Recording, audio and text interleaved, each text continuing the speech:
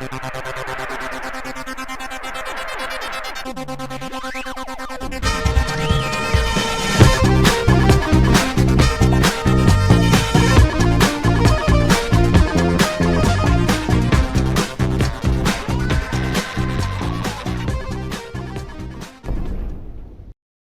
welcome back. Dr. Matt Barton with you once again for Matt Chat, this time episode 570, an interview with Will Lewis. Who is Will Lewis, you might ask? Well, he is the founder and president of PIGSquad, the co-founder of Rose City Games, the co-founder of Pixel Arts Games Education. The really striking thing about Will is that he's hosted nearly 80 game jams. So he's got a lot of experience bringing people together, not just to talk about games, but to actually make them. This video, we get into his background, his philosophy on game design, what keeps him passionate about these communities, and much, much more. A lot of conversational topics here. I think, you ever meet somebody that's just instant friends, like instant bud? I think Will fits that category for me. Just a really great guy and a really fun chat. I think you'll agree. Anyway, without further ado, here is Will Lewis. Miniature secret camera. There we go. Get the full beard. I don't know if I got the full beard. It's like part of it's cut off at the bottom there. Always will be. That's the mystery. Yeah. Oh, we don't know how long it is. No one can know. I don't even know sometimes. Very unknowable. Wow, so I got the hair. You got or is your hair long too? Is it just the... My hair's a little long. It's not that long. It used to be really long. It wasn't as long as yours.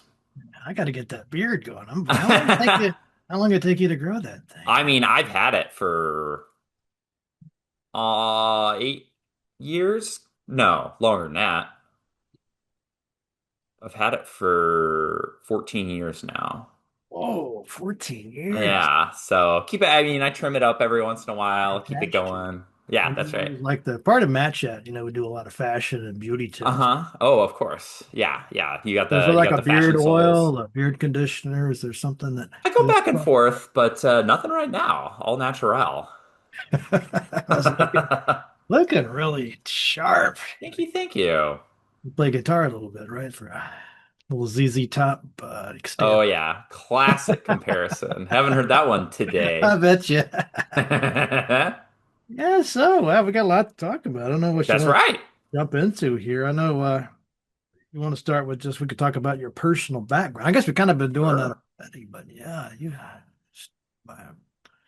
my understanding is you started by studying film before you got into games. Yeah. So I was actually studying film, and it was kind of like a way for me. I mean, I had always really, really been interested in games and animation and all that kind of thing. And I'd done a lot of like animation and like stop motion things when I was younger and all that kind of thing. So I really wanted but games was always kind of the forefront. And at the time, there weren't a lot. I mean, there still is not a lot of schooling available for game development in a way that's either kind of just like, relevant to the industry or something that like takes you all the way through, at least in Oregon. So, I went to school for film, and there I started community groups for, getting people together, meeting each other, networking, making short films together, and all that kind of thing. And then from there, I was kind of just like, film had never been my biggest goal. And I was, picking up these event skills and these community organizing skills. And from there, the kind of like indie game scene was really starting to pop off a lot. The concept of what we now interpret as indie games, as opposed to like what people in the late 80s considered indie games, was really kind of taking shape around that time. So I was just like, oh, like I'm gonna go, like, even though I'm running these community groups for film and stuff, like I'm gonna start doing that for games and see what happens. And I feel like it was just good timing, and just kept doing it. And now we have PIGSquad, almost 15 years later. Our 15-year anniversary is in it's in 2.5 weeks.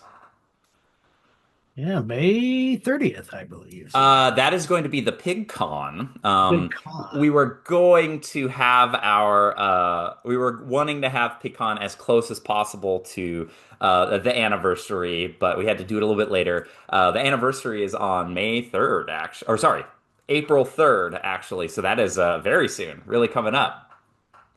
Yeah, let me see if I can get the these websites up so people can have a gander Oh here. yeah, for sure. Yeah, just pigsquad.com, and then if you go to pigsquad.com, like the very first Uh, link on the homepage will take you right to PigCon. So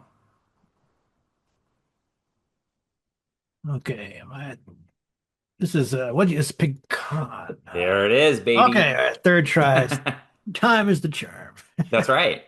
Yeah, good looking website here. Thank Wow, we got you. oh, Slay the Spire 2 up there. Oh, that's right. Yeah, Jonathan we Blow. got some speakers from Slave Spire. We have a couple more guests that we're adding. Probably going to appear on the website either late this week or early next week, including the creator of what was once Bloodborne Cart and had to become Nightmare Cart because of that PlayStation takedown request. That's Lilith. And then we have a couple of other like very, very cool and interesting guests in the works. So yeah, don't miss it. It's gonna be great. See, submissions are still open, at That's least. right. Yeah, we're going to be taking submissions until the 6th of April. But yeah, we got a lot of game and talk submissions that are really cool. And we're also doing like very specific guest outreach, just based on some of the folks we've gathered and worked with over the course of many many years. Yeah, I It's very reckon there's exciting. quite a few prominent names there in Portland, or at least close enough to come in, right? Totally. Yeah, for sure. So you got speakers and games you're submitting. Or Yeah, yeah. Also have volunteer, forms open too if anybody wants to help out. We're a fully volunteer 501c3 nonprofit, and yeah, to kind of break that down in a very understandable way, like Pig Squad, the Portland Indie Game Squad, isn't. We don't make games ourselves as the nonprofit. Like, we are a community platform that helps people get together and make games together. So, tons of game jams, networking meetups, things like PigCon are a great example of like a lot of the things that we've done in the past, but all kind of like married together in a like weekend, like worth it for, we're hoping super worth it for people to like fly in from out of town and check it out because we think it'll be worth it. pigs can fly. That's right. Oh, baby, can they? You got a lot of stuff going on. Just looking, it's not just digital games. You got Hmm. tabletop games. I'm not sure. What is the alt control game?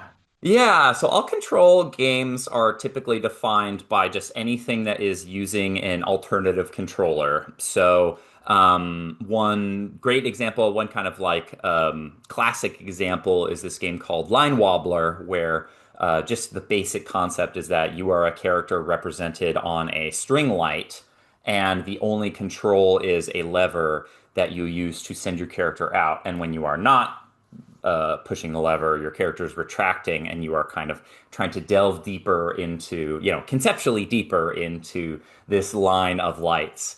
Do So I have that's the right actually website? something. Do I have the right Well, website pulled up here? yes, you do. Yeah. Oh, it's a So dungeon crawler. that's right. So we're actually Right. going to have that on site, which is very exciting. We have not announced that yet, but that will go on the website pretty soon. Oh, that looks bad. It's pretty badass. Whoa. Very, very interesting. And yeah, Oh, just this is, I would go just to see this. right. It's kind of hard to see. Typically, all Ah, control games are very festival oriented because you have weird controllers and weird setups. Even rarer than a VR headset kind of thing. So, yeah, it's definitely a an attraction. yeah, that's a great point. You're not going to probably not have this set up in your gaming room, but you need to go and see. I thought I saw somewhere where they're calling it like a installation. Sure. Yeah. Yeah. Installation is Yeah, another great way of control of describing like the alt control kind of movement and everything like that. I think one of my favorite kind of like representations of alt control games was when I saw at the Game Developers Conference one year, where there's a movie scene in a horror or something like that where a zombie doesn't have his legs or his legs are broken and he's crawling towards the victim, right? In this Classic. game, yes, classic. In this game, you play as the zombie, and the control is actually a roll, like a tank tread, basically, of carpet in front of you, and you grab the carpet and pull it towards you to walk towards your victim. Oh, you're pulling up a carpet. Yeah, and it rolls so that you can just keep doing it. But there's a screen that shows you and your perspective of being on the floor chasing somebody, And we were just like, wow, like how'd you set that up? And they were like, oh, I just have a mouse at the bottom of that carpet and it actually tracks whenever. Genius. Yeah, I was Genius. thinking, what was that? I'd imagine there'd be some possibilities for something like the Connect or the 100%. Yeah. some Yeah. of A lot. you know what I'm talking about. Yeah. It's not Yeah. A that lot of long ago. installation based stuff where you like can make a shape with your body or anything like that. That stuff is so Yeah, fun. that's Um, off. but yeah, trying to get those like, yeah, really cool people together, have them out to see Portland and see what we're up to. I mean, another huge thing that is kind of like a vision for this event and for Pig Squad just in general, like hopefully what we can really impart via PigCon is kind of like allow anybody who comes to the event to take a little bit of Pig Squad home with them when it comes to just how we community organize, how we communicate about safe, inclusive making environments and playing environments. Um, so yeah, I mean, just being able like on Sunday, the kind of main activity on the show floor, in we're gonna have a couple of games pre-installed, but most of it is just going to be BYO. It's tables and power outlets. Plug your game in and just show it off. And, after a couple hours, rotate kind of thing. That's very much like in the spirit of Pig Squad, that idea that like a really bare bones prototype can be right next to a fully published, a game that sold a lot of copies or something like that, and that people are able to learn from each other because even in our game jams that we do, like a lot of our events, there's like, a freshman in college is like, I want to learn how to make games. I know how to do a little bit of this. And they'll show up to a game jam and they'll partner up with a 20-year veteran and they'll just spend 2 weeks making a game together and they learn from each other. And like, that's the kind of community we want to build. So, like, PigCon is definitely a great way for us to like show that to more people, not only in Portland and not only nationally, but internationally for anybody who comes in. And, as we go on, we'll do it more and more. It's exciting. Sounds really great. Yeah, dude, there's a game development club here that I'm Mm-hmm. St. Cloud State, and one of the things they talk about is just how hard it can be to find somebody to play the game, and especially 100%. especially somebody that really knows like the design part of it and can give them Mm-hmm. feedback, support. I mean, your friend will be like, "Yeah, it's awesome," but Yeah, right. Yeah, I don't want exactly. that, Yeah. like Yeah, something like that's this. So I could sit down with the professional developer and get some hmm like solid, tips, I guess. even the concept. Another thing we're really one of our friends, one of our organizers actually has put together kind of like a short talk on how to give feedback appropriately, like how to give Um, useful feedback, how to not give, unconstructive negative oh, feedback and stuff like that. And it's just like, yeah, just flash that in front of everybody. And it's just like, yeah, like now we know how to talk about things. Now we know how to appropriately approach things, even if we're, a novice or if a family is coming by and just saying like, hey, I don't know anything about making games. Let's check this out. Like everybody gets that little bit of education to, make the community shine. yeah, I love that because again, I imagine the people Yeah, might be a little fearful of what if they don't like my game? that's right. I'm nervous, and so you've got a way to prevent that. Yep, right. Be Ideally, supportive. And, try our yeah, I best. mean, who would show up and like bash somebody's game? Does that happen? I mean, people like that, or Not really. I hate it. mean, I mean, something like it's this. yeah. It's few and far between. I think it's a little bit more, people just kind of need to learn the language. And again, like we have a very specific community set up here where it's just like, yeah, like one of our goals is to be good to each other and stuff like that. So either, people learn that over time by hanging out with us or, a lot of, if anybody's kind of like a bad actor or something like that, people usually self-select out in that way because they're like, oh, like my negative feedback is not really resonating here. Like that was boring, and they leave, and it's just like Yeah. that's okay with us. Like if people want to be nasty about things, then they usually just think like, oh yeah, like this isn't the thing for me anyways, and they take off, and that's fine. Yeah, I'll talk to the game development club a little bit because that's one of the things we've talked about too is like Right. how do you really give helpful feedback that's not Yeah. nitpicky and Hmm. yeah. So Yeah. 100%. Yeah, Yeah, I sounds mean, like you're God, well yeah. on the way there. Yeah. uh, yeah, so we had talked a little bit about your film history. hmm How you like, do you make documentaries or go around? Does a film part come into this somehow? And I Yeah, is it the film part of it, or is it just the like the community organizer part of it that comes in sometimes when I'm like just dead set, like I gotta get photos, I gotta get a couple Instagram oh, stories, I gotta get a couple of like horizontal videos from my phone or something like that. Like I haven't done it in a long time. It's really fun to do, but it's I really like putting together just like short montages of footage of just like mm, what our events look like. I mean, all the photos, if you scroll a little bit further down on the PigCon website, all the photos there are just a lot of them I took just from the events that we do. Because it's just like we really oh, want there's to photos. show, yeah, we just want to like show, what this is about and stuff like that. And being able to show that documentation, it's also really special, especially because we've been going for 15 years. It's really special to look back on those times and be like, oh yeah, like I remember that person, or I remember this, person who I know very, very well right now when they were working on this game and I didn't even know them very well at that time. Like it's really special. That's one thing we do even with our game jams is like if you have an unfinished project or if you just worked on an aspect of a game Mm. in a game making challenge, like please still submit it because we can all look back on this and just like look at our journey together. It's really cool. So yeah, we do have, a couple stingers and stuff like that when we're doing game jams, showcase streams or anything like that where when we're on the be right back screen or the starting soon screen, we roll footage from past events and stuff like that. And it's really fun to see, how far we've come, how far specific individuals have come. So yeah, I really try to work on that, and I would love to, do something a little bit more involved where it's like, recording what's going on. And we have a couple micro documentaries on our YouTube that some of my, film friends from back when were working with us and stuff like that too. So it's great. I really like that aspect. Wonder, I was thinking of how similar you've probably been to film shows or film festivals as well, Yeah. right? And how does I something have. like this compare to a film festival? I'm just kind of wondering, is there some Yeah. similarities?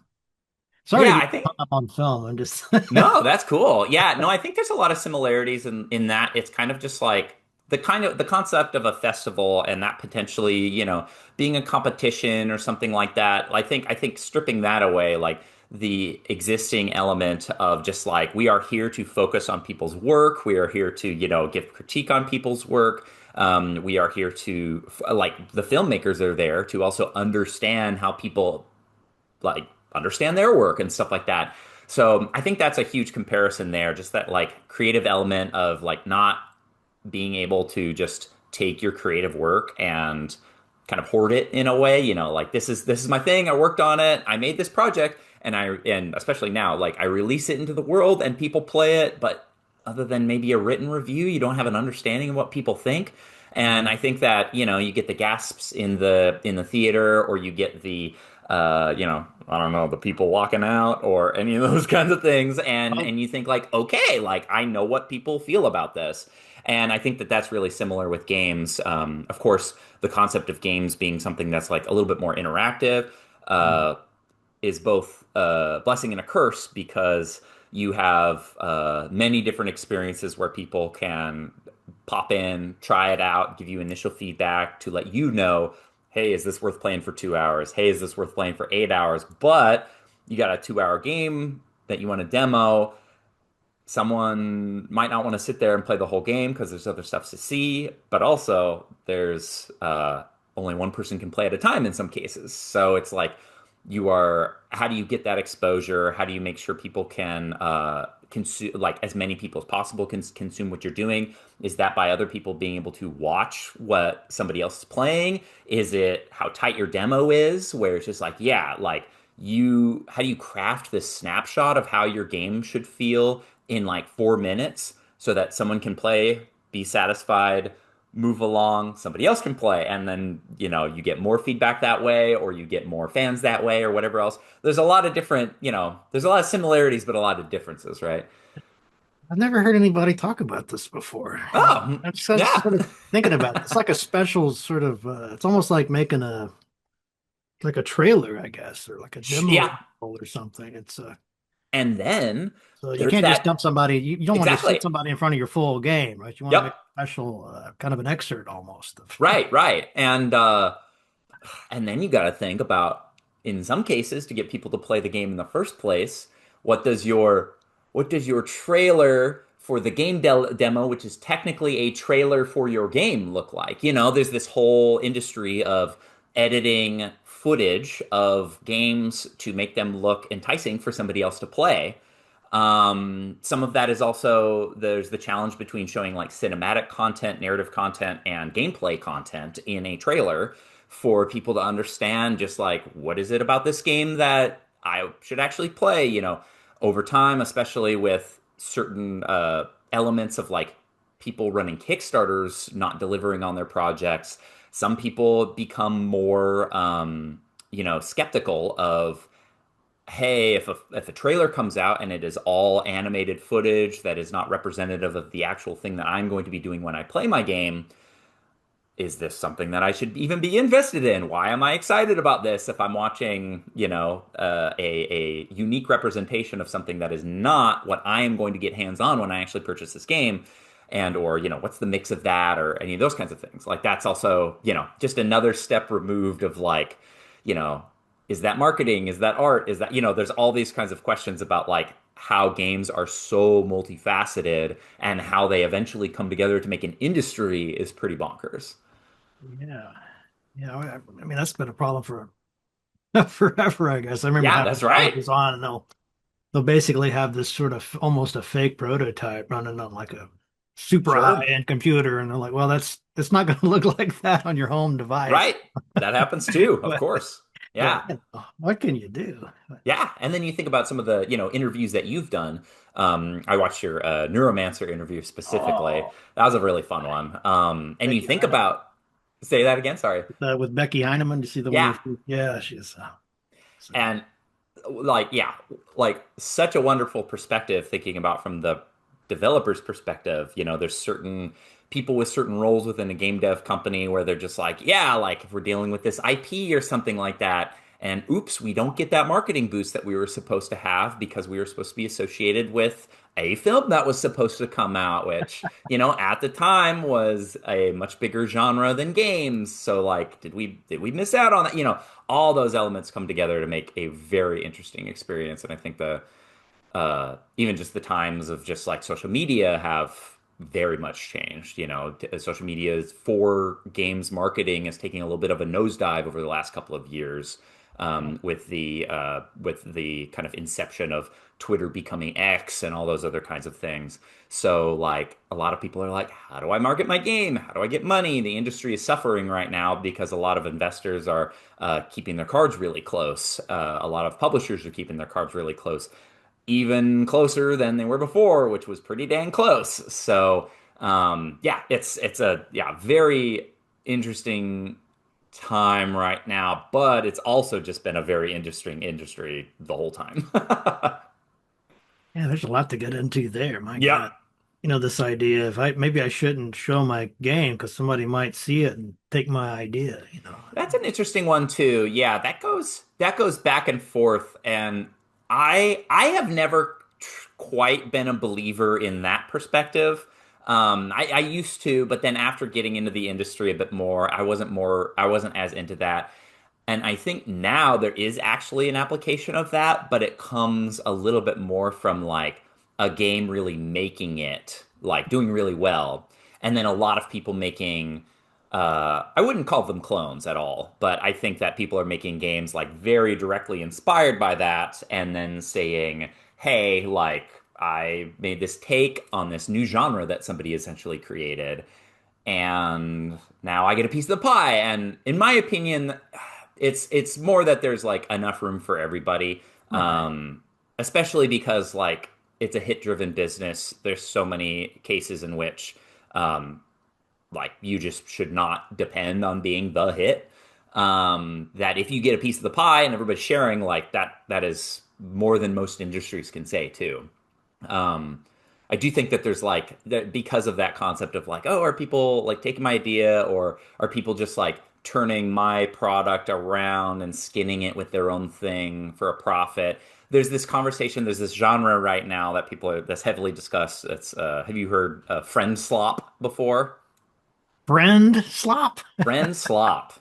It sounds kind of weird. Yeah, so it's What is that? this game called Lethal Company came out, and I think Lethal that it company. mostly Lethal Company. I think that's the probably the most accurate like kind of starting point that I can think of for how a lot of people do this. Oops. But it's this Okay. really Appropriate. yeah, it's this really strange like low fidelity game where you Is this the are right one you're looking yes, at it here? is. Yeah.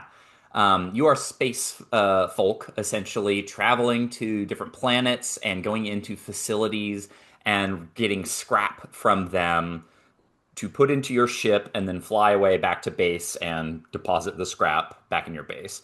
But it's all horror themed. You know, your capabilities are very limited. Your ability to actually hurt a monster or kill a monster are very, very insignificant. So it's very interesting in that way, but it's hilarious because it's lo-fi and because there's just so many weird scenarios that just pop up while you're playing, including the concept of distance-based voice in inside the game. So you play if you get further away from somebody, you sound further away. You might get farther away to where somebody cannot hear you, and then it very quickly goes from very funny to very scary because you're in a room alone and you're trying to navigate out of a maze. So, anyways, that game really exploded. Especially, it came out during the pandemic, and a lot of people were looking for games to play with their friends. And a lot of people have, essentially, I wouldn't say cloned that game, but they have mimicked that gameplay style. And because people were making those games and they were coming out so frequently, people referred to it, they started referring to it as friend slop because it is a interactive, funny and or scary game that you can play with your friends and that a multiplayer experience online and not on the couch together is actually very influential and fun for the experience. But they throw the word slop in there because things were coming out very fast. And a lot of people, are doing very interesting things with that genre. And I, personally, I'm not like a prescriber to the concept that these things are actually slop. Um, but the name stuck, and I think I don't really call games that, but it's it. If somebody said, "Hey, this is a friend slop game," like I know what they'd be talking about. Like I would be like, "Oh yeah, like this kind of genre," and like I don't associate anything negative with that. I'm just like, "Oh yeah, I like games like that. I like games that you describe as friend slop kind of thing." That is a good question. What's the difference between just a straight up clone Sure. is something that I would call something like a Diablo-like Right, or exactly. a Skyrim-like, Or a roguelike, which is rogue-like. also That's the grand one, oh, that's the real argument, right? the rogue. Yeah, so Ugh. yeah, I mean, it must be thousands of roguelikes out there, and Oh yeah, yeah, yeah. I People talked to the are developers of that, and uh-huh. they love it. Yeah, that's great. I'm glad they love it. Yeah, I think it's harmful when people get into the debate of just like, oh, it's not a roguelike or something. Like I'm just like, oh yeah, somebody calls something a roguelike now. I know that it has roguelike elements, and if I look at it and it looks like Rogue or Brogue, then I'm just like, sure, Hmm. it's like that game. Like, Well, people it's calling Slay the interesting. Spire a roguelike. It's just like, yeah, makes sense. Yeah, those guys, I think it was released on like a mainframe computer first, right? Hmm. So it was like spread all around, and by the time they Yeah, got to actually publish it and try to commercialize it, there was like all these public domain ones that were bad. exactly. It's like, Yep. that Yep. part was, maybe that was suboptimal just for them Right. financially, but Sure. I don't Yeah. think Yeah. I think they would rather have all the influence and the Of course. Yeah. recognition of that. So yeah, Yeah. It's very cool. Yeah. It's nice. There's still a lot of folks in the industry who like influence those things. Even if they do, make a lot of money on it, they're not, offended that people are following into their footsteps. So that's just like, again, I think the pie's big enough to share, yeah. um, in Sadly, which way through way. a lot of those folks make great games. We are just talking to, 'um, Jane Jensen of Gabriel Knight. A lot of Hmm. and they've lost their rights to their own game, and so that Yeah, like I would love to make a new one, but it's just tied up in I know. copyright or whatever that Yep. is. Right. Yeah, there's They don't even know so many who ways that has the can go. rights. Yeah, right. It's weird. I know a lot about that stuff and just like hanging on to your rights and like knowing what they are, knowing what multimedia stuff is doing, like right to refusal for a sequel or any of those kinds of things. It can get really interesting, but as our lawyer would always say, it's just like, yeah, like anything can be in a contract. Like if you want to take your game in a certain direction or for it to not go in a certain direction, like just write it down. That's fine. Like, all good. Just have to do it though. One thing I've always wondered about was, you'd probably know more about this than me. All the films that are in the public domain because Sure. there's like this copyright thing they had to do, and if they didn't do it, it's like Night of Yep. the Living Dead was one. So Hmm. I've always been curious why there's not more games that take advantage of that. Like have lots of Yeah. like here's the Yeah. Night of the Living Dead, the game, and then use like footage from the movie in it. Yeah, that'd be cool. Is Yeah. there I feel something that like I'm just not aware of that's like still makes it illegal to do that? Or I forget how like there's some elements of that. I'm not sure how it works, but I do think it a lot of it is a matter of just like what people can, you how people can use their own resources to make something take off too. So like if you think about Winnie the Pooh, for example, that's a great example of something that people have taken and run with, or Popeye. Like a lot of, again, that one's kind of a cash grab. Like people are making like Popeye horror movies and just being like, "Yep, like people will go see this." Like, sure. Same thing with Winnie the Pooh. I forget what the game is, but there's actually a very popular Winnie the Pooh horror game where it's just like, "Yup," like I forget how it works, but it's like you steal his honey and then he's a big eldritch being that his stomach like opens up in a bunch of teeth and he comes to get you or whatever. I oh, forget what it is, but. Winnie the Um, Pooh, Blood and Honey, is that the? yeah, it must be that one. I think they're coming out with the third one Oh, very is it a game soon. or a movie? They're both. There are games and there are movies about it. I Oh, forget the poor names Winnie of the them and Pooh. stuff. This is like must be traumatized. Yeah, right. Wow. Yeah, so you had mentioned the word slop. Yeah, So, I know where we're going here. okay, yeah. So maybe I don't even need to say it. That's Yeah, the question, but yeah, this is nothing we deal with. I mean, the game club here, they're just no AI at yep, all. Very, maybe if anything, maybe a little too rigid. And I sure. could use it for place. I mean, forget about the placeholder stuff. Just don't use it even for like getting help with coding and stuff like that. Right, yeah, So where do you? yeah, yeah. There's So all kinds of that's like a minefield, I guess. yeah, yeah. Speaking for myself, I'm a no AI guy as well. I'm just like, But don't yep. even use it for like tutorial purposes. I mean, Yeah, I think learning that purposes. I think it's a little bit more for me about like I have a very personal understanding of like how learning goes for me and how learning goes for other people. I used to teach youth in underserved areas of Portland how to make video games with a separate nonprofit. And I think that the concept of like how you learn is really important with those kinds of things. So like personally, I'm a no AI person. And then PIGSquad is also no AI in the way, especially, I mean, any generative AI, it's just kind of a no. And there's a lot of very specific. There's both a story for that, but then there's also very specific like current reasoning for why that is.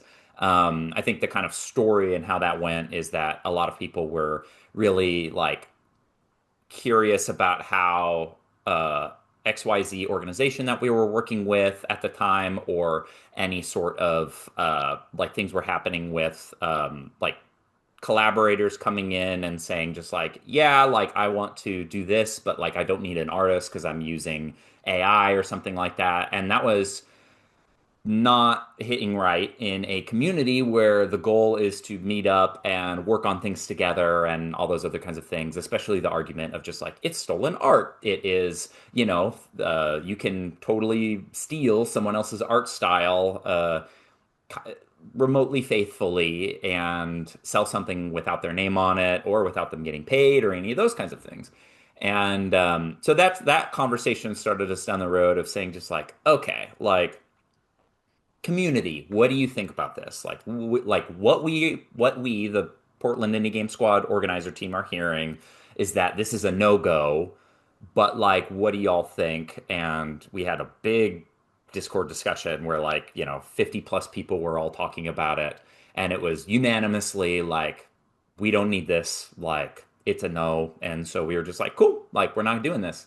And then I think some of those ongoing reasons that really, push that argument over the edge, if you're trying to think about it kind of like in a logical argument sort of way, is that again, our community is about like, and our game jams especially are about like meeting new people and learning something new and working with new tools and stuff like that. So it directly kind of goes against the concept of people being able to, level themselves up in an XYZ way, especially using generative AI for art.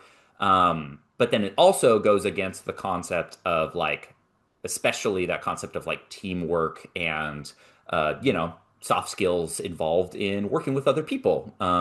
Because if somebody's making a game jam game and they don't want to make any of the art and they don't recruit somebody in the community to make art with them, it's just kind of like the antithesis of a game jam from our perspective, where it's Right, just like, exactly. yeah, there's all these artists here and there's all these people who are like, maybe nervous, maybe just don't know how to approach it or any of those kinds of things when it comes to like joining a team and wanting to start getting involved.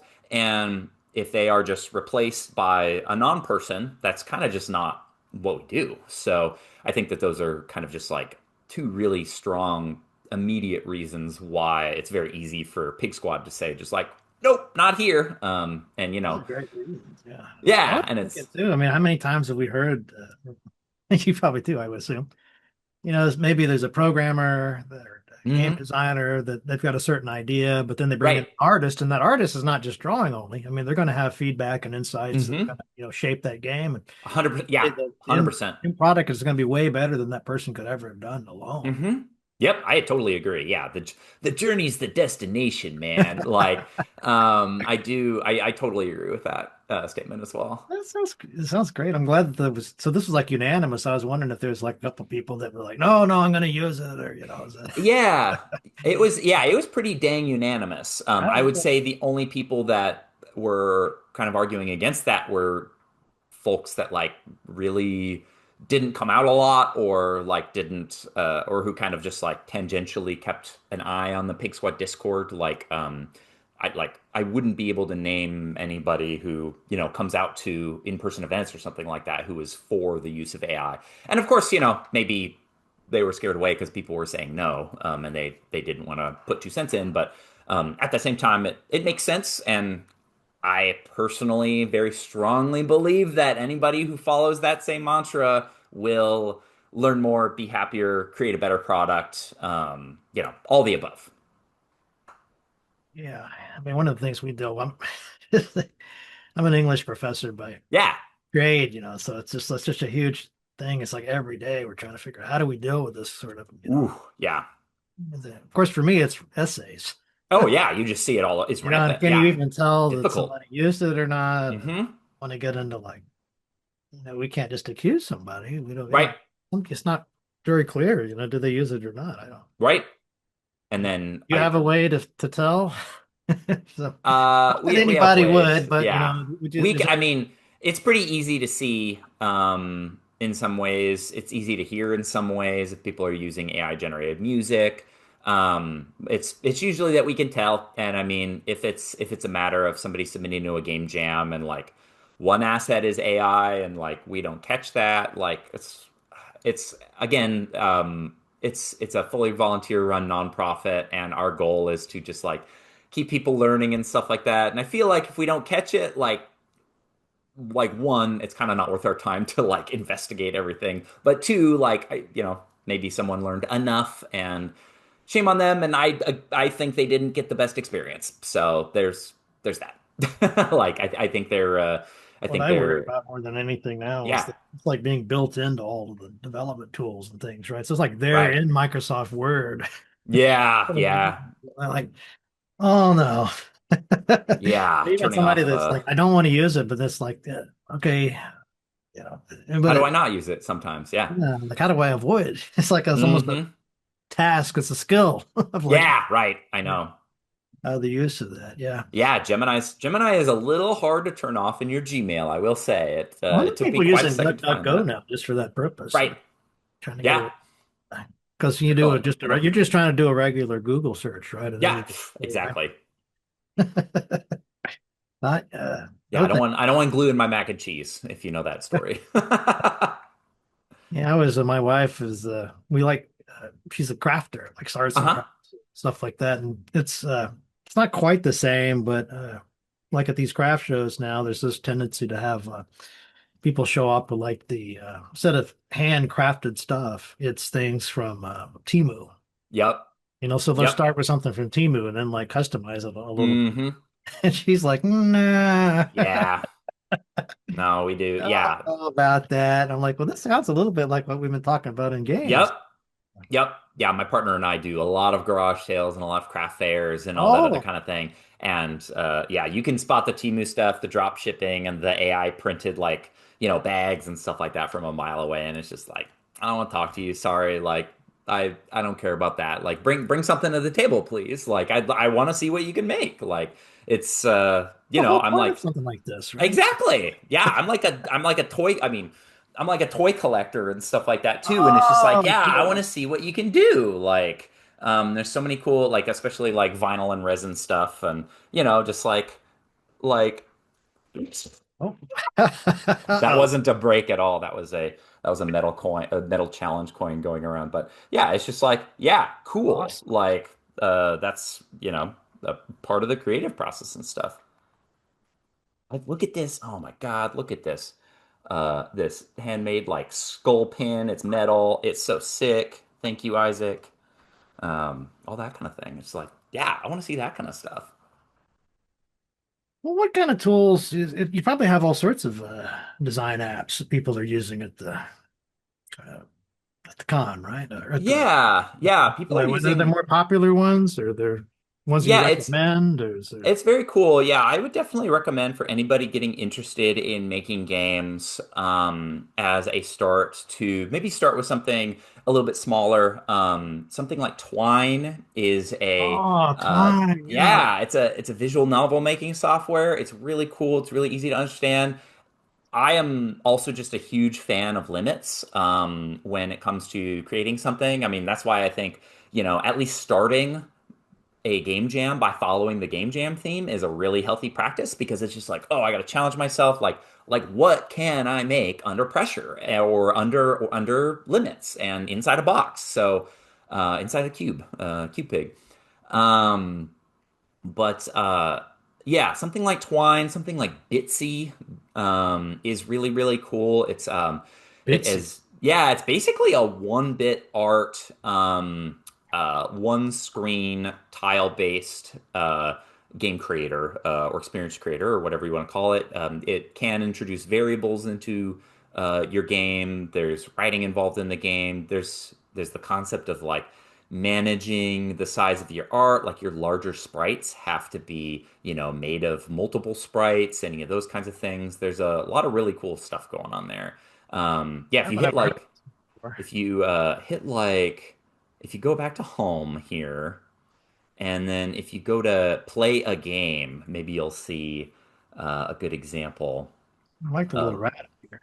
Oh yeah, the little yeah, I believe it's a cat. It's the starter Oh, character I'm that gonna you get. choose to see that as a rat. Do it, do it.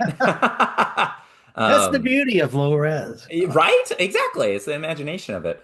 So, But yeah, right under get uh, started, if you click the word play, you'll probably see a good represent. Oh yeah, see, oh people just make wow, all okay. kinds of stuff.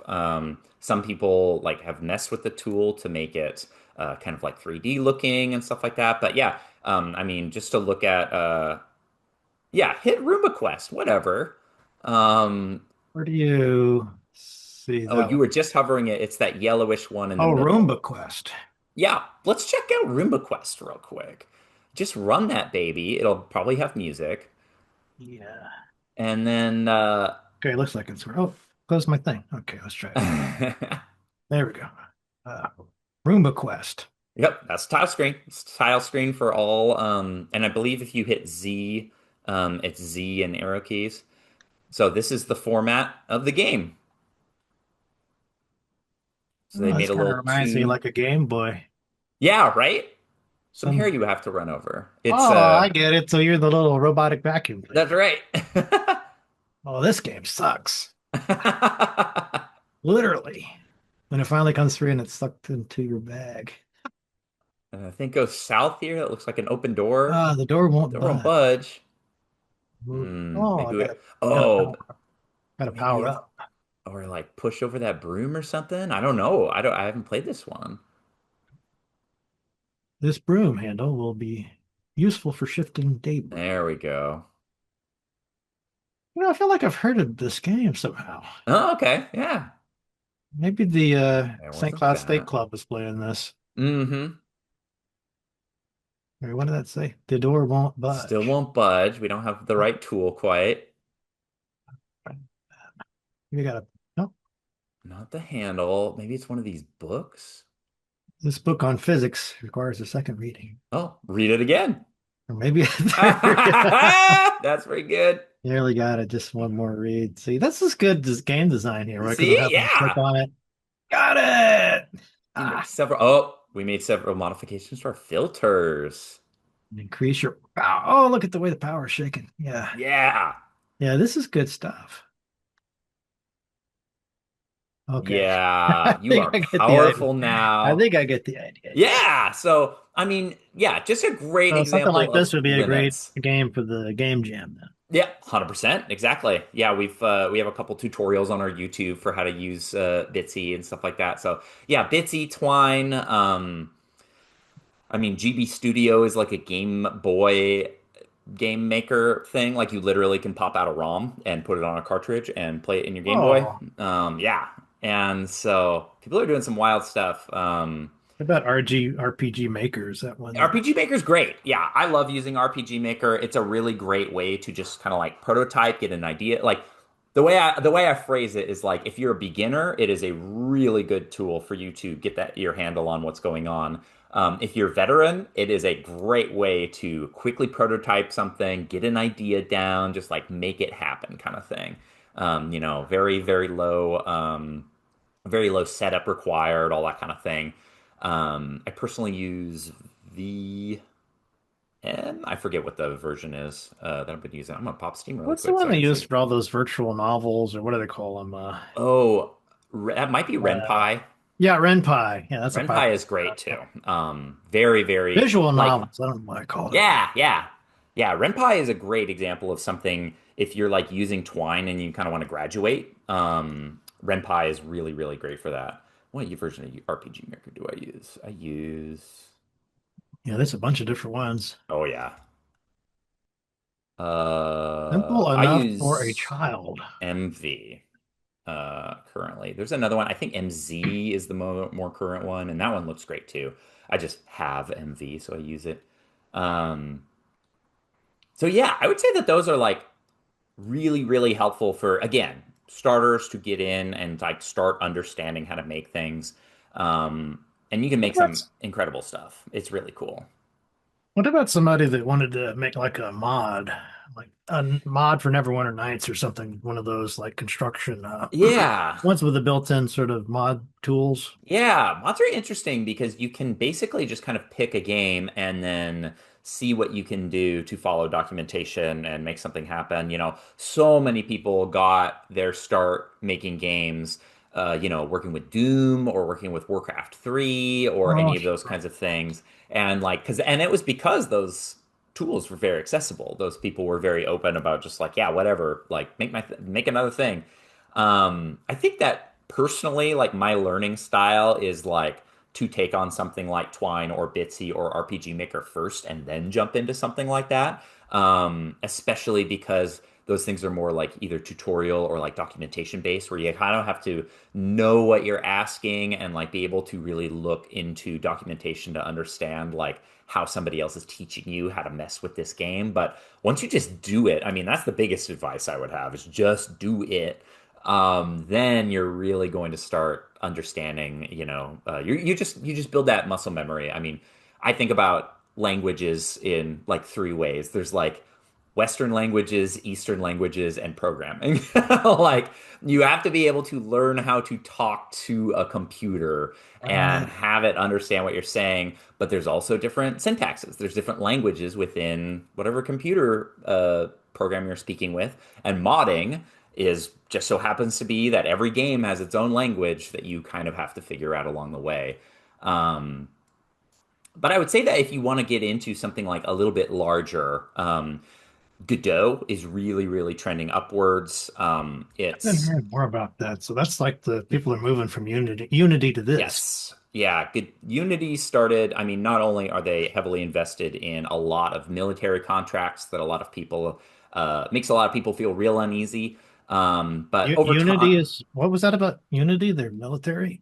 yeah, well, they have a lot of military contracts to create apps for military training and Oh, well, not only training and simulation, but also like actual real use case and stuff like that. Like the cool. app and the like people are using it to create app and interface stuff. They have government contracts, all that kind of thing that are used for war and all that kind of thing, and that a lot of people just really don't like that. So a lot of people move away from Unity. I think the thing that kind of broke that into Godot was doing really, really well, but what really, really made it take off was Unity started imposing a lot of not only costs for developers to use it, but retroactive costs. So they were claiming that, like, hey, you sold this many copies of your game a long time ago.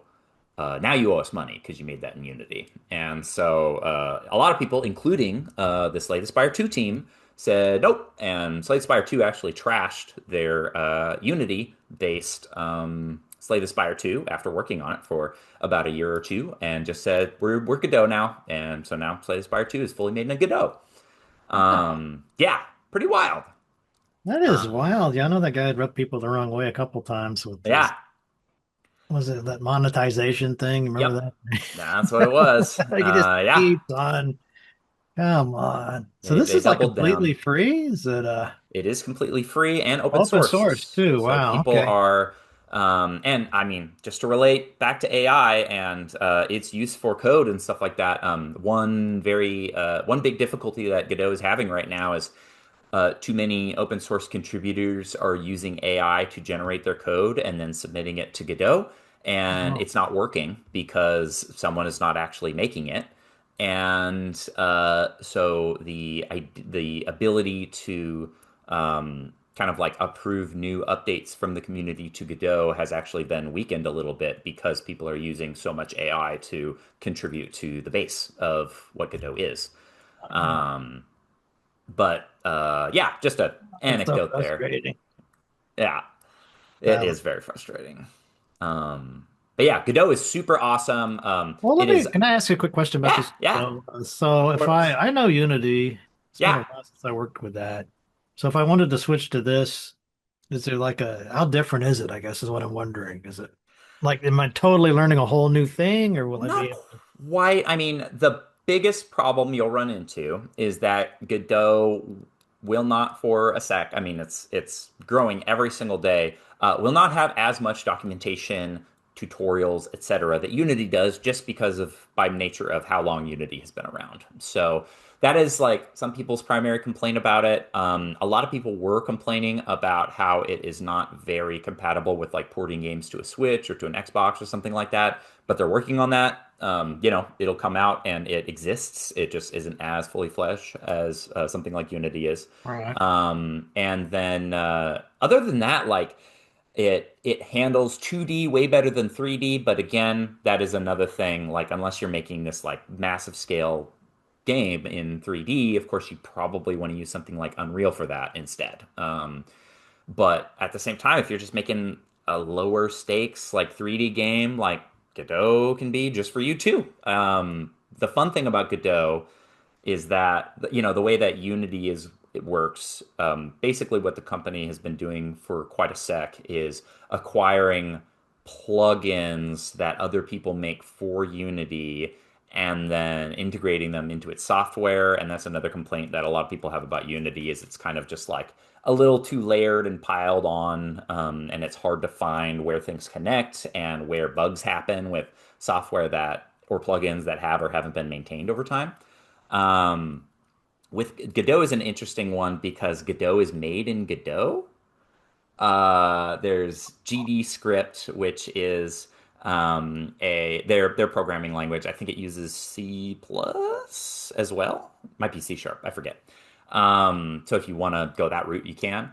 But all of these windows that you are seeing as the Godot interface and the tools that folks are actually using to make games in Godot are made in Godot. Therefore, you can also just go into the base of that and like make your work environment really work for you. If you want to make it like more like Unity or something like that, you can. But I would say that like, conceptually, a lot of people have a very good time. I guess the word is good. They have a great time transitioning from Unity into Godot. From hey, I voiced that character. Um, from when they're looking to jump into a new tool. So yeah, it's cool. Very very worth checking out. A lot of people are building their tools and just like trying it out enough to where they have a huge library of things that they can work with to like very quickly make a prototype, make a game jam game, any of those kinds of things. It's really exciting where it's going, and more and What a more shame. larger name games are being made in it. Yeah, that's got a great website. It's got a site Yeah, yeah. with all the shots and stuff. Yeah, I like their design sense too, which is reflected in the app. It's just like cool. Like everything's very clean. Like it's a very node-based system, which is very easy for humans to understand. That's been a great thing about it, and I don't hear enough good things. Anything that I hear that's usually quote unquote bad is when people are just like, "Yep, like this thing will come. It's probably going to come out in the next update in 2 months, and then that problem's answered," which is really nice. I'm happy for people. I need to get more into it myself. Yeah, I'm thinking with like that Unity game I was working on, the problem I ran into was just it got so massive and it was got Yep. beyond the scale of like what one person Yeah. could do. And I think that I always love the concept of the game jam. Right. Because making games is like any other thing. You got to practice it, right? So Yep. Exactly. the only thing you've ever done is try to make this one giant game. Yep. You're not working that muscle, right? You want to make lots of little games, and then you get better and better and Yep. better, right? So you sound like you agree with that. Oh, I totally agree. I mean, it is also that muscle of like understanding code architecture and understanding scope too. Like, there's so many people that will just like be working on a larger project. They'll take a break and do like one or two game jams, and then they'll sit back down at their larger project and they'll be like, "What was I thinking?" Like, I would set this up in a totally different way now. Like, I might not refactor all of this, but going forward, like, I have realized so many practices for just getting something out the door that now I kind of know what I'm up against, where I didn't before.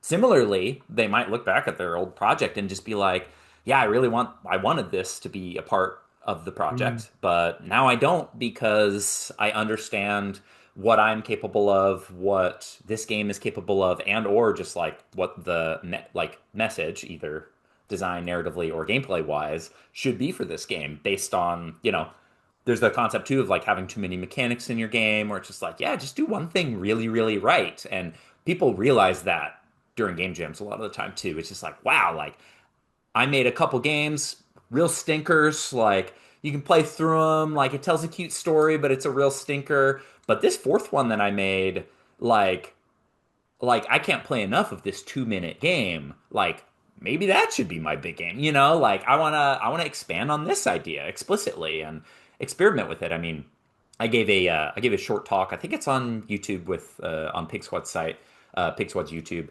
about how I prototype stuff in RPG Maker, and it's like both a learning project and a creative project where I have this RPG Maker project that you pop open and you're like in a village kind of thing.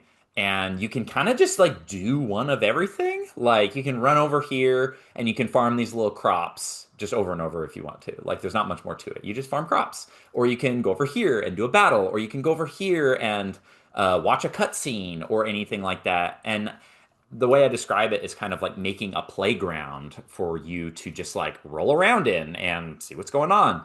I think if you scroll down, it might be the. Oh, sorry. If you go to the. Actually, it's probably around here somewhere. But if you go to the playlists, I know that we have our talent talks. Oh, it's annoying that that is sorted like that. I think it Oh, Resident was. Evil game Zinesters. Yeah, that's right. I remember those. Um, I don't remember which talent talks it was. I can look it up really quick too. Got quite a few here. Wow. I know. Yeah, we do these short talk series. This is, also helpful advice for anybody who wants to get into making games. Check out our YouTube if you want to just like see like real, learning experiences and tutorials, like short tutorials and stuff like that from folks in our community who are just, going through it. They have a lot of the same experiences that you might have, all that kind of thing. You know what? This one might not be uploaded, unfortunately. I feel like I did, but maybe it is not here. Wow. This is Um, amazing how much content you've got on here. yeah, it's really exciting. It's so cool to be able to like welcome people in the community to just like dish about their experiences and like make it known and there's a lot of knowledge here. I mean, that's another thing that's so exciting about Pig Squad, and then transitioning into PigCon. A lot of it is just about that knowledge sharing and like really getting to know somebody and understand their logic and jump right in with your own. Okay, this one I believe is not uploaded, so false flag. Sorry about Okay. that. I got it on my hard drive somewhere. You get people that are making games for older systems like Apple II games or I don't know about any original Apple II Nintendo. folks. Yeah, yeah, there is somebody who made who's coming out and showcasing his game for a long time. It's called Rolly and it's for the NES and it is a homebrew. It's actually made, I think it's written in assembly and you can Wow. yeah, you can pop a copy of it right into your NES and run right there. So that's been pretty cool to watch. Um, Probably want to learn assembly before you show up for the 24-hour session, right? Yeah, exactly. Yeah. Yeah, your game jam is learning how to say hello world. Ooh. A full 48 hours and then you can say hello world. That's it. All right, well, we've covered a lot of ground here. I don't want to keep you if you got time for a couple quick I questions. do. Yeah, I definitely have time. Would love to chat more. I know that yeah, I know that there's a lot to cover and it's great Yeah, we've chatting. done big. We've been talking about Big Con. We got Yeah, quite a little bit, but yeah, Matt Bradley sure you had a couple questions you wanted me to sure. Of course. I gotta hear from both Matts. I ask. gotta. Yeah, he probably would have been here, but he's like on vacation right now. Yeah, no problem. That's great, actually. Good for him. When was the first? When was the first Pig Squad meetup where several So, dozen people showed up? So I guess he wants to know like how this several evolved. dozen. Yeah, I would say that some of When the did you first. know it was this was going to be a thing? I guess is Yeah. Yeah, for me, I knew from my film community organizing experiences that consistency was number one. I would say that like anybody looking into, starting a team or starting a community or anything like that, like consistency is absolutely the number one thing that you want to be doing. Just making sure that, people know where to show up, they can always anticipate something around it. And when I very first started doing meetups, it was about 8 people in a classroom for the first like 4 or 5 months or something like that. And then I was just like, yeah, let's, ask them if they have any friends they want to bring. Let's, post on Reddit at the time that was helpful and effective for us. We were just like, let's try something different. And so we did a game jam. And I think it was the Halloween game jam. We did it Halloween night at the local Congregate offices, which is a web game service. And we had about we had about 15 people there, maybe a couple more, and we did a whole 48 hours, stay the night on site, get snacks, game jam where we were just like, let's all just make a game and let's see what happens. And a lot of those people I've known for almost 15 years now. One of them went on to do really wonderful work at like the game Cozy Grove, and he did the Return to Monkey Island animation. Oh, And he happened to be running out of work with Return to Monkey Island around the same time that the Mega Crit team was looking for an animator. And I said, hey, work with my partner on Slay the Spire 2, and he got hired, and now he does all that animation work on that game. So it's like one of my friends from like Generation 1 Pig Squad stuff, who was at that first game jam, is the animator for Slay the Spire 2 now, and he'll come down to PigCon and probably give a talk about his animation tools and all that kind of thing, and how art is implemented and stuff. And so yeah, that was October 2010, I think. Maybe 2011. I think it was 2010. And then typically say that like one of the first meetups was on that April 3rd, where we started doing like weekly things, and then that's the anniversary on paper. So awesome story. I mean, so you get some really great professional networking Mhm. opportunities too. And 100%. Yeah. Yeah. I usually tell people like if they want to get involved in the Pig Squad community, just like we usually have about like 3 to 5 events every month, between 20 to 60 people will show up to each one. And I usually just recommend just like come to something once a month at the least. Pop into Discord every once in a while, emoji other people's things, talk about yourself a little bit every once in a while, and then eventually you just start making games together after 4 months, 6 months. If you're coming out monthly, you just find a way. You meet somebody that you connect with, you learn that it's okay to ask for help, and then we help you just connect with somebody. Like that's just how it works, and it always has for 15 years. Yeah, we have a meeting coming up, a hangout coming up tomorrow night, Thursday, March 19th. That's one of our art code nights. We do one every month, and we just kind of chill and make games together. We encourage people to just bring something to work on, but usually you're not doing a whole lot of arting and coding. uh, Usually you're just kind of hanging out and chatting with everybody and playing each other's games and talking about your projects and stuff. So like that's just kind of how it ends up working, and it's really really fantastic. We're super proud of how people are able to connect and how these connections grow over time. well, nothing wrong with that. That's the community Nothing building. wrong. Yeah, that's right. And now I it's a think that was joke. was that a brewery? Was that at a brewery? I think I We do saw. a lot of stuff at breweries. Yeah, we'll pick a So night that is to where compete with I mean, game development and booze. I mean, does that yeah, right. work out with? Yeah, it's Oh, it actually is honestly kind of hard to find alcohol-free venues sometimes. It's something that we, every once in a while we'll go on a crusade to just like find new venues, see what's around town. We try to find spots that aren't super busy on a certain night, and then we're just like, hey, we give them a call and say like, hey, business, like, are you anticipating being free on are you usually not very busy on Mondays? Because we can come in and just pack the house for the night, and we'll just hang out and play computer games. Like, how do you feel? And that's just those relationships evolve too. We've been hosting events out of the Northwest Lucky Lab for almost 14 years now. It's great. I've worked with a lot of the same people for a long time, and they're really nice. So it's really great. And we try to move around to different parts of Portland and like do things on different days of the week, because huge name of the game is like access. Like we want people to be able to make these things and actually come out and see everything. And maybe people work on certain nights. Maybe people don't have transportation and they can only make things in Southeast. So like we try to provide those opportunities so that anyone can just come out and spend an evening with us and get that game spirit going. that's amazing fun to me. I wish I It lived is. closer to Portland. I'm I know. Well, you got to way come over out to in PigCon, Minnesota. man. Just yeah. So he's wondering. I guess you got a game jam that was sponsored by the Cartoon Network.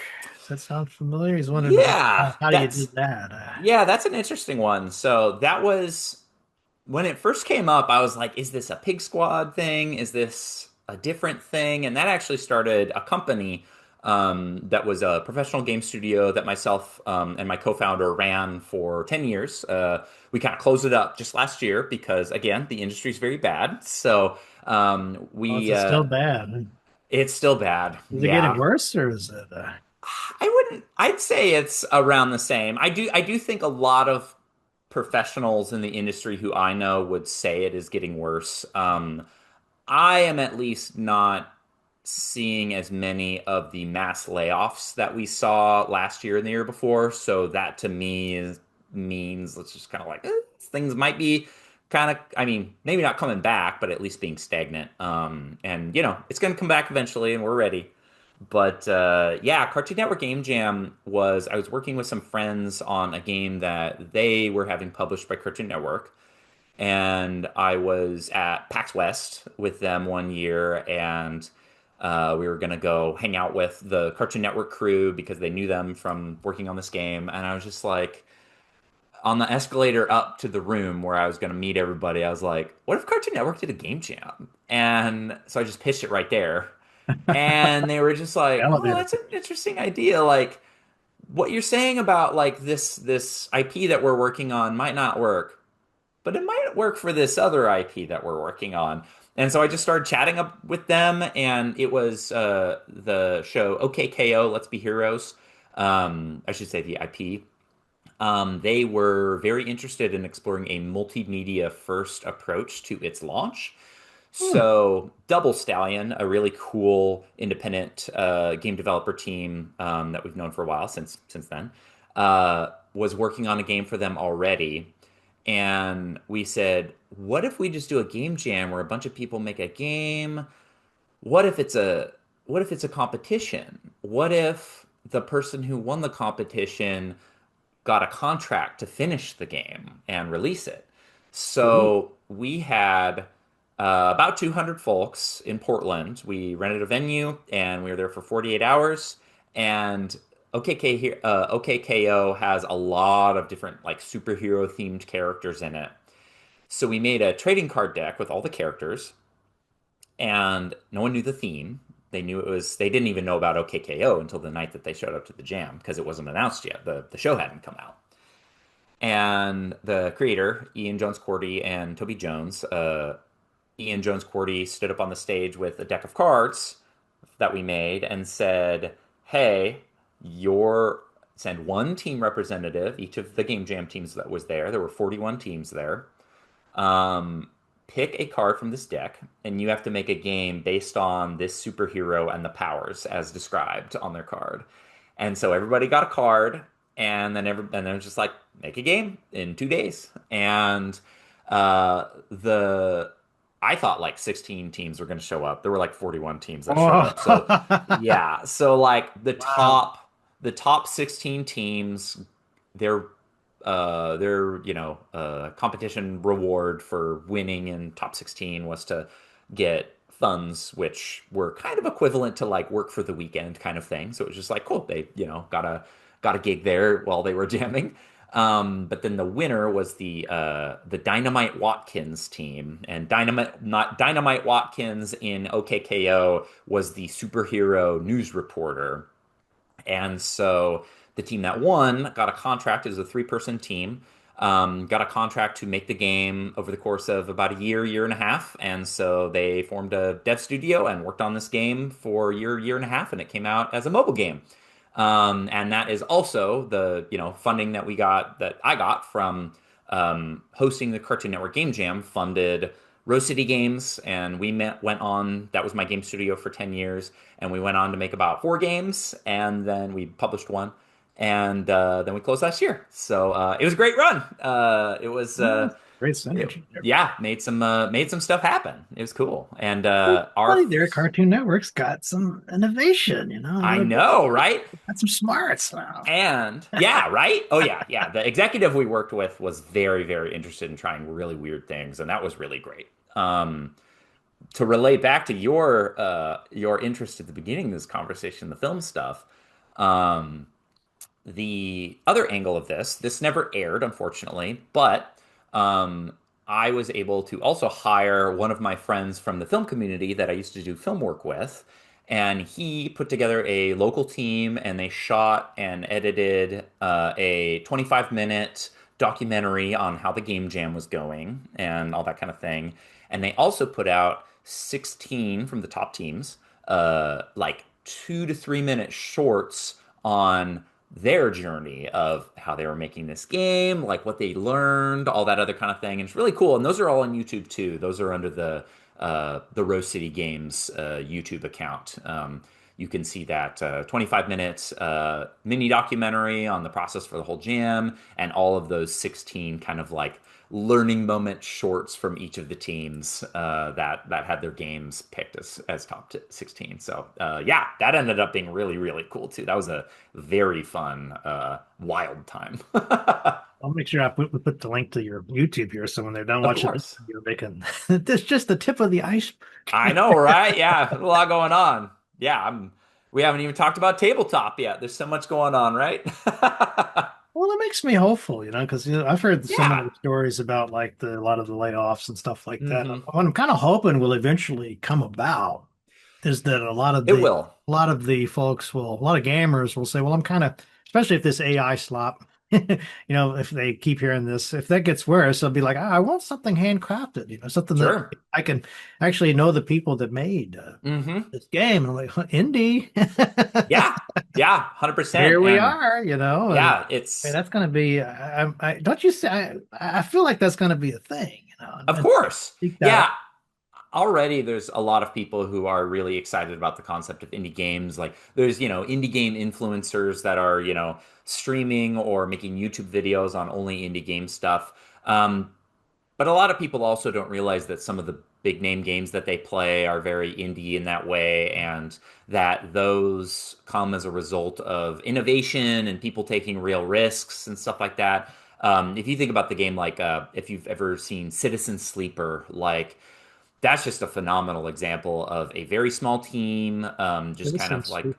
Oh yes, yeah, yeah. Just putting that game out there, and it's just like it is so cool, and I'm so happy that it has a following. It's the sequel just came out recently. It's basically like a very interesting take on like tabletop storytelling, like board, like kind of board game elements that really it really comes to life in a especially with set in a full game with uh how they represent the graphics, how they represent the UI elements, how the music and sound effects come in. Like this game hits really hard. It's very, very cool. And you looks know, freaking awesome. it's freaking awesome. Yeah. Same can be said about so many other things like Well, it's got a um really good review too. yep. Yep.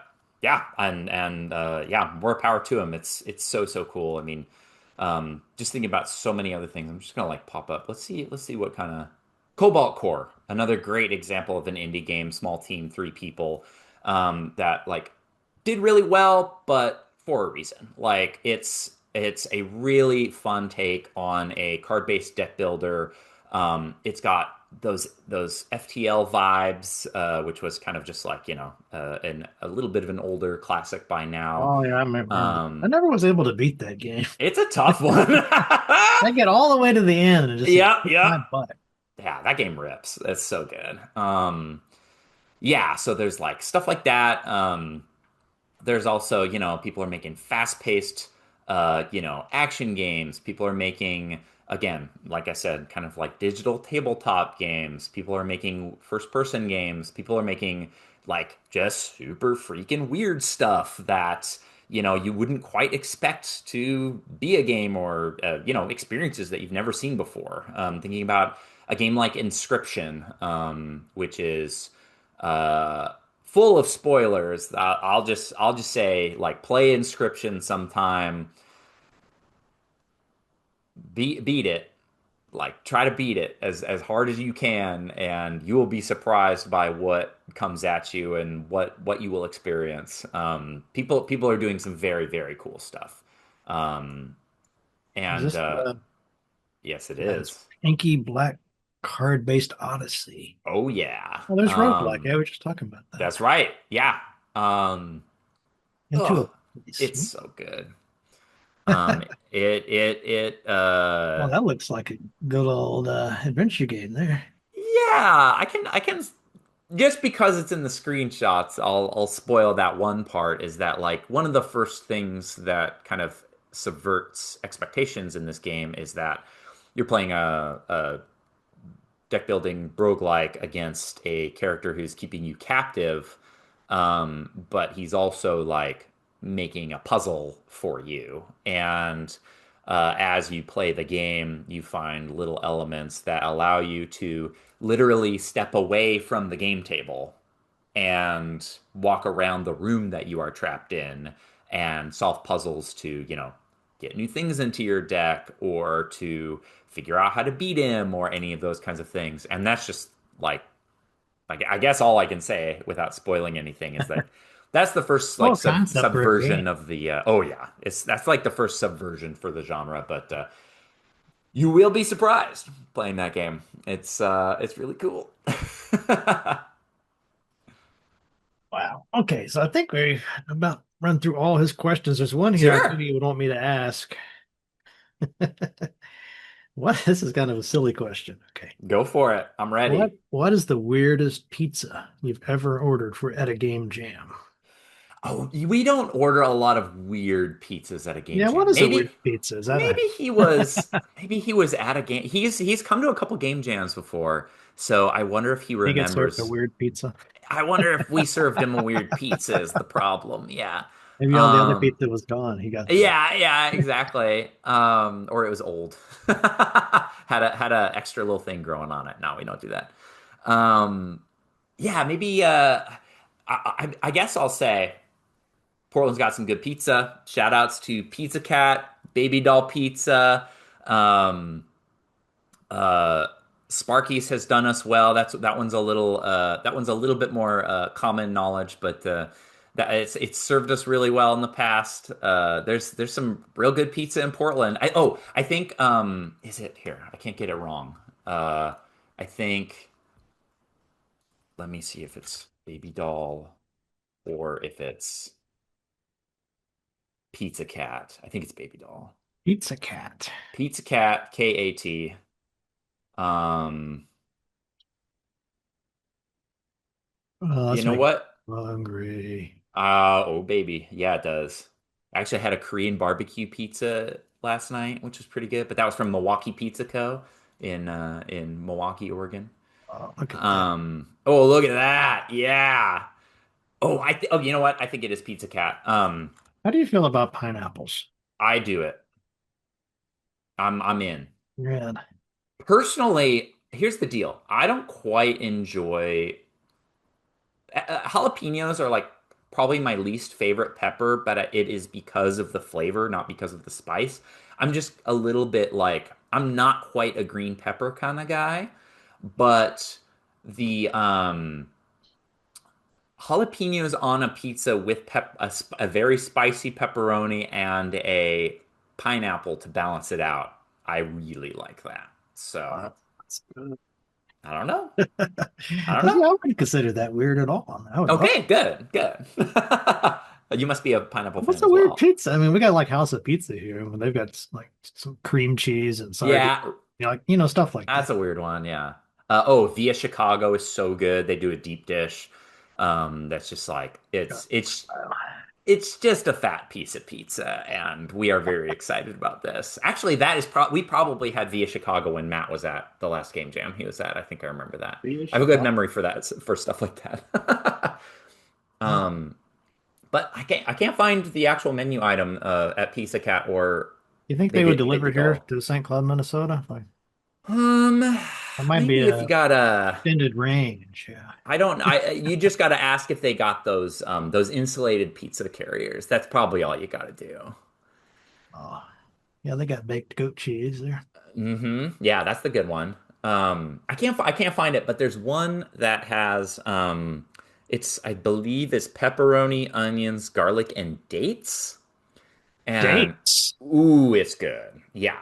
That's probably one of the weirdest pizza Yeah, those ingredients are that so like super sweet, right? Those. yes, they are. And it Oh, is good. I love it. It's kind of like there's like sometimes people do pears on pizza or peach. There's a food cart in downtown Milwaukee, Oregon that does peaches on an otherwise pretty spicy kind of like Cuban style pizza, and ooh, it's good. I love it. Well, see, that's why we ask you about pizza because you're like That's right. a connoisseur. Yeah, yeah. Oh, and some of these places too. That's another thing I love about Portland. Food's all really good and it's really inexpensive compared to most other places. Like, you got this place that I'm talking about that does the peaches on the pizza. You want an 8-inch personal pizza, $8. You want a 12-inch pizza, $12. You want a 14-inch pizza, $14. Unheard of. That'd normally be like $22 somewhere, you know. $40. Right, exactly. Very Comes, exciting to me comes that with its this. own truck, you know. Yeah, yeah, exactly. Um, I like the pizza question. I think the pizza question's Well, that's a good that's a one. pizza has a big role in It's video game classic. history, you It know, does. It does. Pac-Man and Bowser. Other than Uh, Pac. you got that TMNT. Everybody Oh, loves sure. Teenage Mutant Ninja Turtles for NES and arcade. You got the oh, speaking of arcades, when's the last time you've been to Portland? I don't know if I've ever been to Portland. Well, you gotta come to PIGCon, man, Yeah, I and must have gone to Portland at some point. I it don't know. must but I when think you I would get remember. yeah, right? I've been wanting to Well, go forever because Matt Bradley Sherky's there. He's of like, come on down, course. we'll go to Yeah, all the PigCon stuff. that's right. But I am also, planning on going. yeah, okay. Well, that's great. I would love to see you. Got to try to Um, figure out the details on this, but hmm Yeah, hit me up if you have questions. We're gonna the get May our 30th. It should be if I do the May 30th. That should give me plenty of time to. yeah. We're also probably next week-ish. We're gonna be Next week would be updating. too soon for me, Oh probably. no, no, I was just gonna say next week we're probably gonna update the website too with travel information. Oh, So, maps, recommended flight, recommended hotel, and maybe some hotel discounts. We're talking to a couple hotels right now to get that going. A lot of places that are just like criminally close to the venue too. You can just walk a couple blocks, you're there. Walk within, 5 blocks, you got to end up like 10 amazing restaurants, all that other kind of thing. So, it should be good. But give me time to learn how to use Godot and that's right. That's right. Oh yeah, you can you can Rat. you can literally hear the Slay the Spire developers talk about making Slay the Spire 2 multiplayer in Godot. If you would like, it's there Well, I if you might as want. well. I mean, if If you want. you're right there. Yeah. But if you want the what I was going to say about TMNT and arcade machines, recently been going to this place in Hillsboro, Oregon, which is about a 40-minute drive west of Portland. Um, second biggest arcade in the States. And I can attest it is massive. It's called Next Level Pinball. And it is not only like a pinball and arcade cabinet, like kind of museum, but I don't remember if it's the world's largest, but they have Yeah, I've been at a the one in Las Vegas, but this one, right. I believe that's the biggest one. But then there's this, they also have like the world's largest, I think, um, retro lunchbox collection. And people were underselling me on this place. Like everybody was like, oh yeah, there's a lot of oh, pinball. It's great. But I'm like, I'm an adult. I don't get lost. I got lost here in this building. It's like every single wall, see these walls right here? Every single wall is like lined with glass with like all this memorabilia, all of these like I said, the lunch boxes, they got the giant Mario, like old school Mario statues like looking down on you playing pinball or and it's all free play. You get in for just like 20 something bucks and you can stay there all day and you can have in and out access. There's food carts right outside. Incredible experience. I cannot believe people actually undersold this place to me because once I went, I was like, dear have the game God, on free play or do you have tokens or what? all free play. Oh my God. You are You left. free. You were here and you left the building. Yeah. They'd have to throw me out of here. That's right. I know. That's how it works. Oh, this is so cool. It That's is worth wild. the trip. So it's like you said, how far? Out About of 40 Portland? minutes, 40 minute That's a drive bit of a west. drive, yeah. Yeah, It's easy. It's fine. It's worth it. That's what I'll say. It's worth it. Next, So just give yourself an extra day when you're here.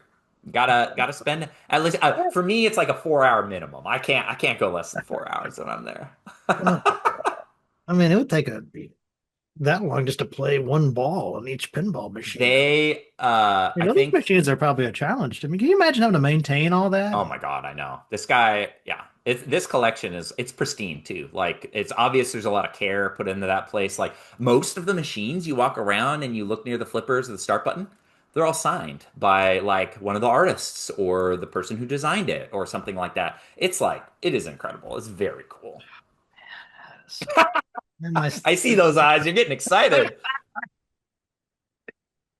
all right, well, I'll let you get back to it, man. Yeah, Get you really, hopefully get to meet in person soon. That'd of be. course. Yeah, yeah. I hope to see you in May and Well, did we anybody cover? else. Is there anything we didn't cover that you wanted to mention? We talked about a lot of I stuff, but did we get We it talked about all? I think we talked about a lot of fun stuff, and I'm very excited about that. Yeah, I think the big messaging from me too is if anybody who's listening again just wants to get involved in games and stuff like that, like definitely check out resources that we were talking about. Portland Indie Game Squad is not just a Portland thing. Any like if you're wanting to join the Discord and chat with people in there, if you're wanting to participate in game jams, like even just here on this page, you can see these are all just game jam games that people have been working on, over the course of a week or two, and then just submitting to all of our jams. There's so many cool things that people are making, so many interesting, unique stuff. Um, tabletop, alt control, video game, and again, like, Snowboarding dice game. oh yeah, that one was cute. I liked that one a lot. It was really fun. She was a great show person too, at the showcase. Um, Cat Lord game. Yeah, yeah. Oh yeah, Cat Lord's That awesome. looks pretty cool too, though. With Oh, that's a neat one. That's very tactical, kind of D&D style stuff. Very, very cool. Um, look on it. yeah, yeah. Go for it. Oh, this is full on RPG here. That's right. Oh yeah, oh yeah, big time. Um, but yeah, like just get involved. Again, just do it.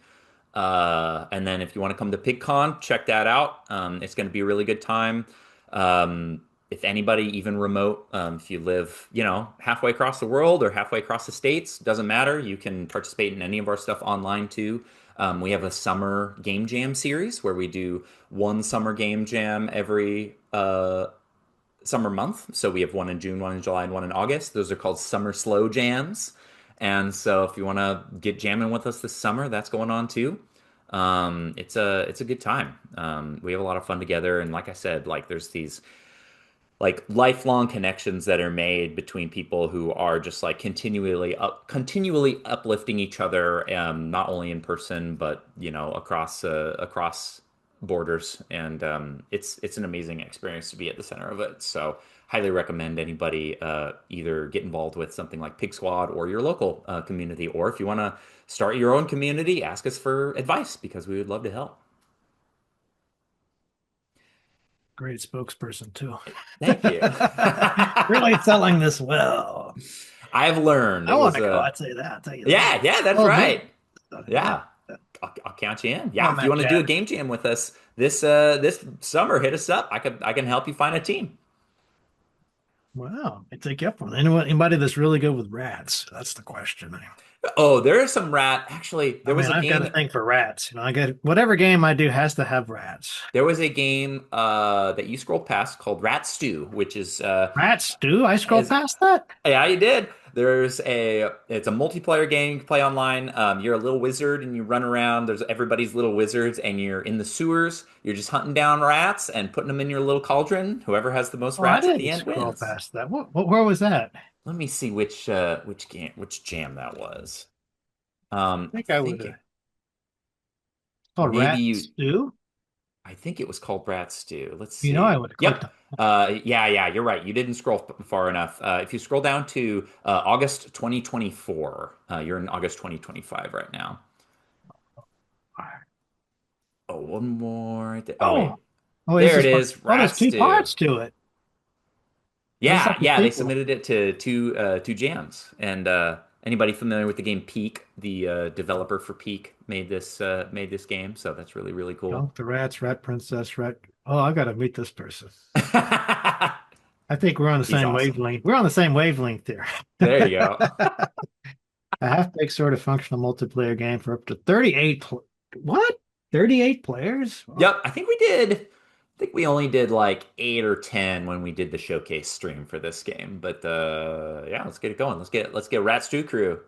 Yeah, rat stew crew. So you eating the rats though? I don't know about that. I don't know if you eat them, and I think you just make the stew. It's And good. Like good. when they ate them in Fallout, I guess. Yeah, that's right. All right. Well, thanks again. It's been a Yeah, lot. thanks. That was fun. Thanks for having me.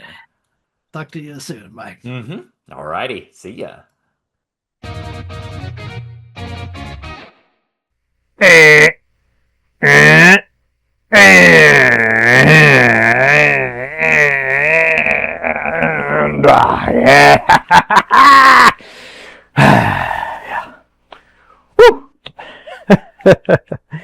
All right, that's all for this week's episode. I hope you guys enjoyed that. See what I mean about Will?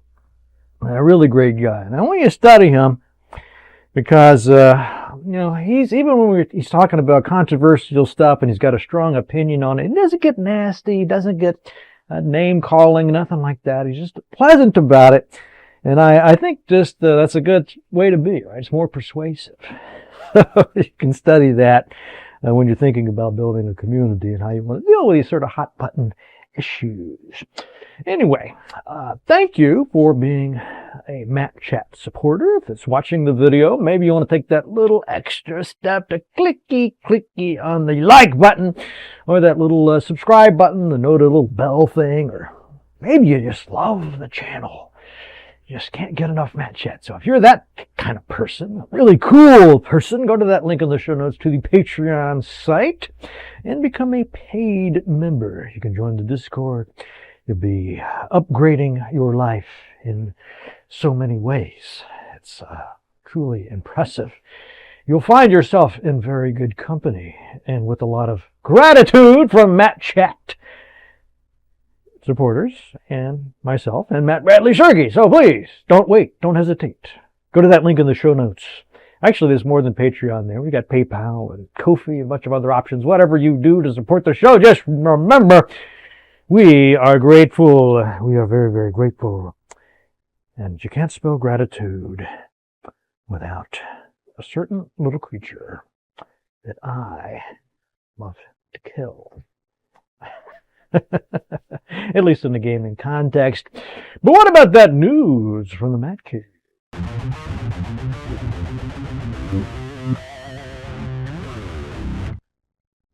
Oh, so much news, so much news. You want me to bother with the news? It's a little overwhelming. Some people tell me they only tune in for these news segments, so imagine that. Wow. All right, well, we can always count on Miko to provide news, and I think he provided all of the news. Maybe with one exception, although I don't even know if that one exception is accurate. But anyway, let's get on with it. So, Miko writes in about a mod for Baldur's Gate 3 engine. This is called Deathbringer's Reign, and it's trying to recreate the Baldur's Gate 1 game as a mod. Brings the entire classic campaign, including the enhanced edition content, to life with updated 3D graphics, cinematic dialogue, modern gameplay mechanics, and environmental destruction, and Speak with Dead. This is led by modder 686R786. Let's do a little better. Anyway, name aside, that team's already released a playable demo. Is there some inside joke there I'm not getting? 786? Anyway. A playable demo of Candlekeep there, actively developing a second installment featuring iconic locations like Bear-Ghost, and the Friendly Arm Inn. I know the Friendly Arm Inn. Yeah, that's clean as an elven arse. A Swedish and strong dwarven ale. Yeah, we can go on like that for several minutes, couldn't we? Spent a little time there at the Friendly Arm Inn. Anyway, while facing technical hurdles like manual lip syncing and the massive scale of the titular city, it's a fun word, titular. The project is, although it doesn't involve what you think it does, just from its title. The project is currently seeking volunteers via its Discord server to help complete this massive tribute to the series' roots. So if you're a programmer, coder, type, a graphic artist, or whatever it is, and you want to be part of this, they're actually welcoming in the volunteers. So it could be really cool. I mean, just imagine how happy you would be to play the game you helped work on. All right, next item. Everybody's talking about this game called Crimson Desert. Actually, it's Crimson Desert. Although it might be dessert for some people, might be sweet, might be tangy. It's a massive single-player open-world epic that has quickly become one of the most talked about and polarizing titles. Okay, you play as Cliff, a mercenary leader on the continent of Pywall, fighting to reunite his Greymay faction. The game is a maximalist. What the hell is that? A maximalist buffet. Okay, I don't know what that means. Blending the physics-based exploration of Zelda, if they mean Breath of the Wild, with the gritty cinematic storytelling of The Witcher 3, and high-octane character action combat when it turn-based. All right, so what's all the controversy? So it's got a pretty good rating, mostly positive, over on Steam, 78 Metacritic score. So the people who like it say it's a visual masterclass, good art. Great. Touch up those graphics on level 2. Widely cited as the most beautiful game ever made. Wow. Okay. Whoa. The combat is incredibly deep, allowing you to wrestle giants, throw trees, and chain elemental powers once you master the system. Well, that sounds pretty good, although I'm always a little wary when they lead with graphics. Usually not too good of a sign, right? The lows. Critics and players alike have slammed the non-intuitive, quote-unquote, bionic controls, describing them as clunky. While the world is reactive and full of activities like fishing or managing a camp, you don't like to fish. Why don't they have a rat trapping minigame? That'd be fun. The core narrative is often seen as undercooked or generic. Ugh. So they're calling it a gorgeous disaster. Ambitious, system-heavy sandbox that rewards patience.